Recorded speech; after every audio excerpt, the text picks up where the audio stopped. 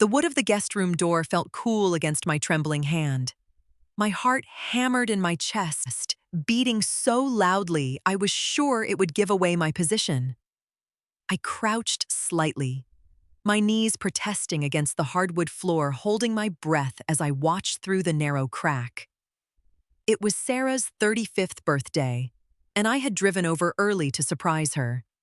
In my pocket, I tightly gripped the velvet box containing my late grandmother's vintage pearl necklace, the clasp digging sharply into my palm. I just wanted to see her face light up when she walked in. Then my son-in-law David walked into the room. He pushed the door closed carefully, looking over his shoulder like a thief in his own home. He pulled his smartphone from his pocket, the screen casting a pale, ghostly glow across his features. At 62, I had learned to read people well, and his expression right now wasn't the charming, respectful man I thought my daughter had married. It was cold, calculating. He swiped his thumb across the screen and tapped the speaker button. The soft click echoed in the quiet room. "Is she there yet?" Sarah's voice crackled through the speaker, sounding annoyed rather than her usual sweet tone.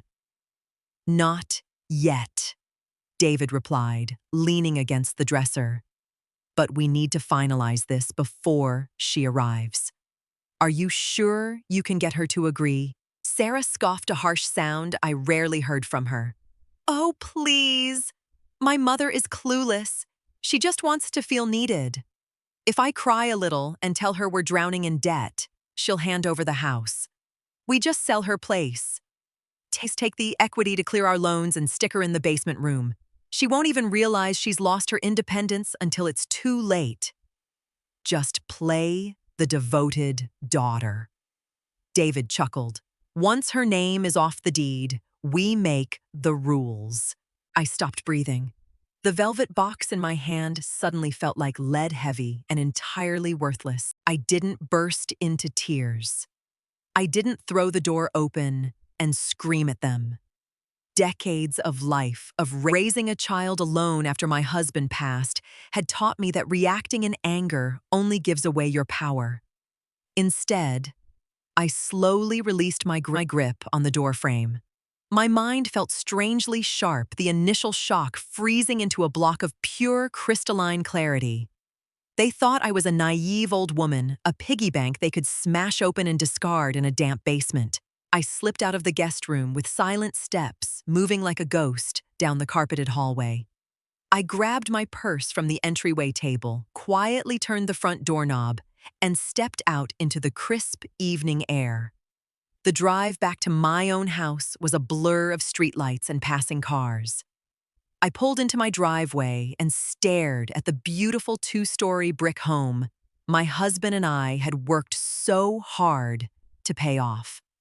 The porch light welcomed me, a beacon of my own independence. Walking inside the silence of the house felt different. It wasn't lonely, it was secure. I walked into the kitchen, put the kettle on the stove, and made a cup of black tea. Sitting at the oak dining table, I pulled a notepad from a drawer. I wasn't going to play the victim. I wasn't going to ask them why they didn't love me enough. Love clearly had a price tag for Sarah, and I was no longer willing to pay it. I wrote down my assets, my house, my savings. The joint emergency account I had foolishly added Sarah's name to years ago. I began crossing things out, making a silent list of adjustments. There would be no dramatic confrontations, just practical, concrete actions to build an impenetrable wall around my life. The next morning, my phone buzzed on the counter. It was Sarah calling with her sweet, practiced tone. I let it ring 3 times before picking up. "Mom, where were you last night?" Sarah chirped through the receiver, her voice dripping with artificial concern. "We waited for you to celebrate." "I wasn't feeling well," I replied smoothly, pouring my morning coffee. "I decided to stay in. Happy belated birthday, Sarah." "Oh well, I'm coming over for lunch then," she announced. It wasn't a request. It was a habit. For years, she had treated my house as her personal restaurant and my wallet as an open tab. 2 hours later, she sat at my kitchen island picking at a salad I had prepared. She looked around the kitchen, sighing dramatically. You know, Mom, David and I were looking at our kitchen. It's falling apart. We really need a remodel, but things are just so tight right now. The kids need so much. Usually this was my cue. The cue where I would offer a check, a sympathetic pat on the hand, and tell her not to worry. Instead, I took a slow sip of my coffee, meeting her eyes directly. That sounds stressful, I said evenly. Have you looked into budgeting apps, or perhaps David could pick up some overtime? Sarah blinked, her fork hovering in midair. The script had changed, and she didn't know her new lines. Well, yes, but we thought maybe you could help out. Just a loan, of course. No, I said. The word hung in the air, simple and complete. No. She repeated, her voice rising in pitch. Mom, it's just a few $1,000s. You have plenty. My finances are organized for my retirement, Sarah. I won't be funding a kitchen remodel. I stood up and began clearing the plates, ignoring her stunned silence. If things are that tight, you should definitely hold off on luxury renovations. She left shortly after, her face flushed with a mix of anger and confusion. That evening, David sent me a long text about family helping family. I didn't reply. I just swiped and deleted. Friday evening arrived with the sound of a heavy car door slamming in my driveway.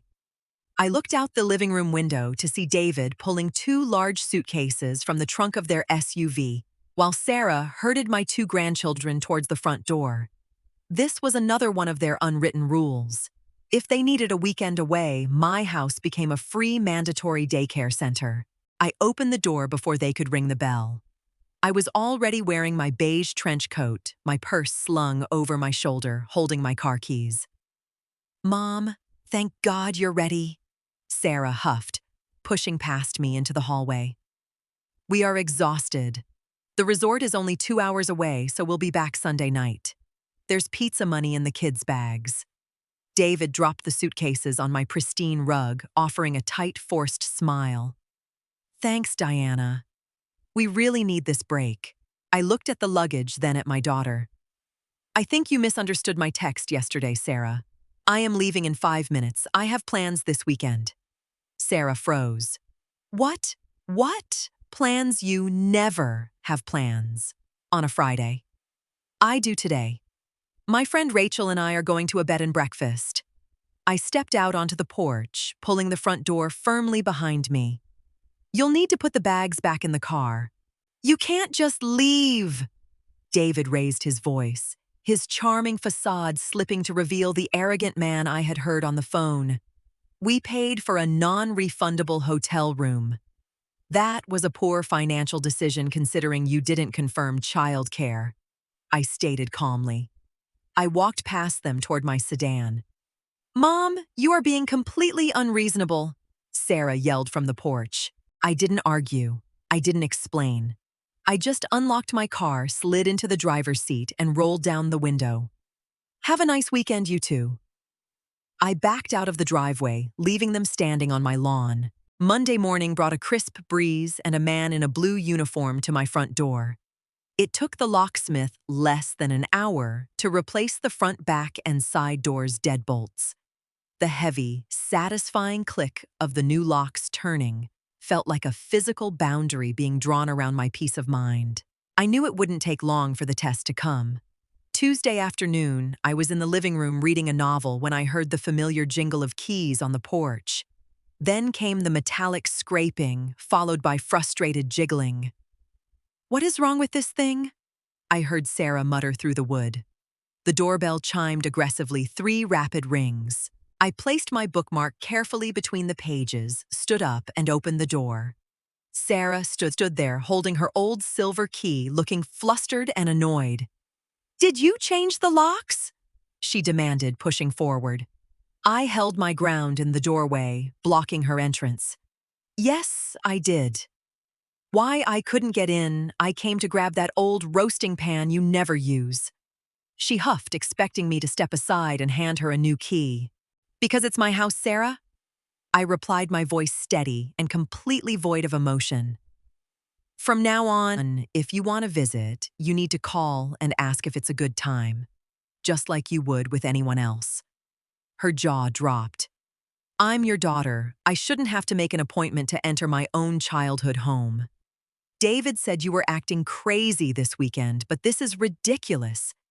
If you keep this up, you're going to need our help one day, and we won't be here." There it was. The threat of abandonment, the exact tactic they planned to use to force me into the basement. "I'll manage." I smiled politely. Now I was in the middle of a good book. "Have a nice afternoon." I closed the door gently until it clicked shut. The following day, I drove to the local bank branch downtown. Years ago, shortly after my husband passed, I had opened a joint savings account with Sarah. It held a significant sum my money meant solely for extreme emergencies. Back then, I thought it was a smart safety net, believing my daughter would handle my affairs if I fell ill. Now I knew it was just an open vault waiting to be looted. I sat across from the bank manager, a polite young man named Thomas. "I'd like to withdraw my funds from this joint account and transfer them to a new individual account under my name only," I instructed. Because it was a joint account, I had the full legal right to move the money. I transferred exactly 99% of the balance into my new private account, leaving a meager $50 behind just to keep the old account open and active. It didn't take long for the fallout. 2 days later, my phone rang. It was David. "Diana, what is going on with the savings account?" His voice was tight, vibrating with barely contained rage. "I went to put a down payment on the new family SUV and the card was declined. The teller said the account is practically empty." I leaned against my kitchen counter, examining my manicured fingernails. Yes, I moved my funds. I decided to restructure my finances. "That was our safety net," he shouted. "We were counting on that money for the car." "No, David. That was my emergency fund. You and Sarah need to finance your own vehicles." "You have no right," he spat. "Sarah is a joint owner on that account." "She is," I agreed smoothly. "And she is welcome to the $50 remaining in it. Please do not call me about my finances again." I hung up and blocked his number. The power they thought they had was vanishing dollar by dollar. They didn't wait long to retaliate. That evening, Sarah's car screeched into my driveway. I watched through the window as she and David marched up the front walkway, their faces red with anger. I unlocked the door, but left the chain on, opening it just a few inches. "Open this door, Mom," Sarah demanded, pushing against the wood. The chain held firm. "We can talk right here," I said, my voice perfectly level. "Keep your voices down, or I'll close it." David leaned in, his charm completely gone, replaced by a sneer. "You are acting completely out of line, Diana. You cut off our access to the account, you locked us out, and you ruined our weekend. What is your problem?" "You're becoming a bitter, selfish old woman," Sarah nodded vigorously. "We do everything for you, and this is how you repay us. We were trying to help you manage your life." I looked at them, really looked at them. I saw the greed in David's eyes and the cruel entitlement in my daughter's posture. I didn't feel heartbreak anymore. I felt entirely liberated. "Help me manage my life," I asked softly. I met David's eyes directly. "Or did you just want to get my name off the deed so you could make the rules?" David's mouth snapped shut. The color drained from his face instantly. I turned my gaze to Sarah, who was suddenly very still. "Or maybe—" I continued, quoting her exact words from that night behind the guest room door. "You just wanted to sell my place, take the equity, and stick me in the basement." Silence fell over the porch, thick and suffocating. They stared at me, their eyes wide with shock and terror. The realization that I knew everything, that their entire scheme was exposed, hit them like a physical blow. "Mom, I—" Sarah stammered, stepping back. "Have a good night," I said, and calmly shut the door. The next 3 weeks were a whirlwind of quiet, precise action. I didn't answer Sarah's frantic phone calls. I ignored the long, rambling text messages filled with backpedaling, fake apologies, and desperate excuses. They knew the money train had derailed, and they were panicking. I invited a real estate agent over. Within a week, my large empty house was listed. Within 2 weeks, it was sold for cash to a lovely young family. I didn't need the massive space anymore. Using my own funds, I purchased a beautiful modern condo in a secure 55 and over community. It had a community garden, a pool, and strict security gates. Best of all, it was entirely mine. A week before moving day, I packed 3 large cardboard boxes. They contained Sarah's old yearbooks, childhood trophies, and winter coats she had left in my closets. I drove to their house and parked in the driveway. I didn't knock. I just stacked the boxes neatly on their front porch. As I was placing the last box down the front door, opened. Sarah stood there in her pajamas, looking exhausted. The financial strain of their lifestyle without my safety net was already showing.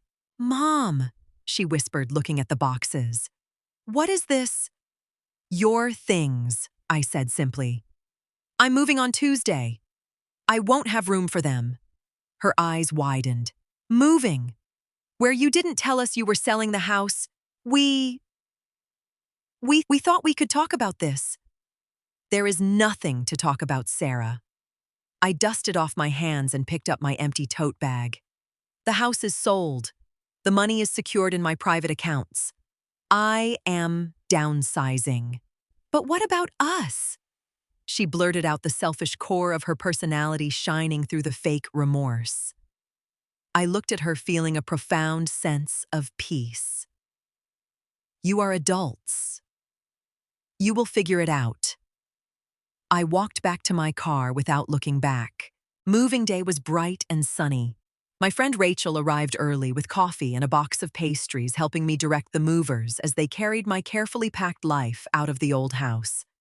I felt lighter than I had in a decade. The heavy burden of expectations of being the endless provider for ungrateful children was finally lifted from my shoulders. Around noon, just as the moving truck was closing its rear doors, Sarah's car pulled up to the curb. She got out alone. She walked up the driveway, her eyes scanning the empty living room through the large front window. She looked small, defeated. Rachel gave my arm a gentle squeeze and stepped back, giving us space. Sarah approached me, her hands shoved deep into her jacket pockets. "So, this is it. You're just cutting us off completely. You're abandoning your family over one stupid conversation." "It wasn't a stupid conversation, Sarah. It was a business plan," I replied, keeping my voice steady. "A plan where I was the product being liquidated." "We were stressed," she argued, tears finally spilling over her cheeks. But I knew her tears were for her own lost comfort, not for me. "David is struggling at work. We made a mistake." "You made a choice," I corrected her gently. "And now I am making mine. I raised you. I loved you. But I will not let you destroy my twilight years for your convenience." I turned to the lead mover and signed the final clipboard. Handing him a tip, I turned back to my daughter. "I wish you the best, Sarah. Learn to live within your means." I walked to my sedan, got in, and started the engine. Rachel followed in her own car. As I drove away from the house I had lived in for 30 years, I didn't feel a single ounce of regret. I only felt freedom. My new condo was exactly what I needed. The morning sun streamed through the large glass doors, casting a warm, golden glow over my new living room. I sat on my private balcony, sipping a mug of excellent dark roast coffee, watching the community gardener prune the rose bushes below. It was perfectly quiet. No unannounced visits, no demands for money, no constant underlying tension. My phone buzzed on the small patio table. The screen lit up with a text message from a number I hadn't blocked yet. It was David. Diana. The bank is threatening foreclosure on our house if we don't catch up on the mortgage. Sarah is a mess. You have to help us. Please. I read the words, noting the desperation, the attempt at manipulation. A year ago, I would have panicked. I would have rushed to the bank, written a massive check, and sacrificed my own security to fix their mistakes. I would have played the good self-sacrificing mother they demanded me to be. Now I felt absolutely nothing. Their financial mismanagement was not my emergency. I tapped the screen, deleted the message, and permanently blocked his number. I set the phone down and picked up the schedule for my new community. There was a book club meeting at 2 o'clock and a wine tasting event on the terrace at 5. Rachel was coming over later to help me hang the last few paintings in the hallway. I took a deep breath of the fresh morning air. The woman who hid behind the door in that guest room, trembling and heartbroken, was gone. In her place sat a woman who finally understood her own worth. True peace doesn't come from fixing everyone else's problems. It comes from having the courage to lock your doors, protect your peace, and simply let them go. I smiled, took another sip of coffee, and turned my face to the sun. If there's one thing to take away from Diana's story, it's that your peace of mind is not for sale, not even to family. Sometimes the most powerful response to disrespect isn't a dramatic confrontation or a screaming match. It's quietly removing your presence, your support, and your wallet. Setting boundaries doesn't make you a bad parent or a selfish person. It simply means you respect yourself enough to stop watering dead plants. You have the right to protect your hard-earned twilight years, and walking away from a toxic situation is sometimes the biggest act of self-love you can do. What would you have done if you were in Diana's shoes? Would you have confronted them right there in the guest room or walked away like she did? I'd love to hear your thoughts, so drop a comment down below. If you enjoyed this story and believe in setting strong boundaries, please hit that like button to support the channel. And if you haven't already, subscribe and turn on the notification bell so you never miss out on more stories about finding your power and taking back control. Thanks for watching, and I'll see you in the next one.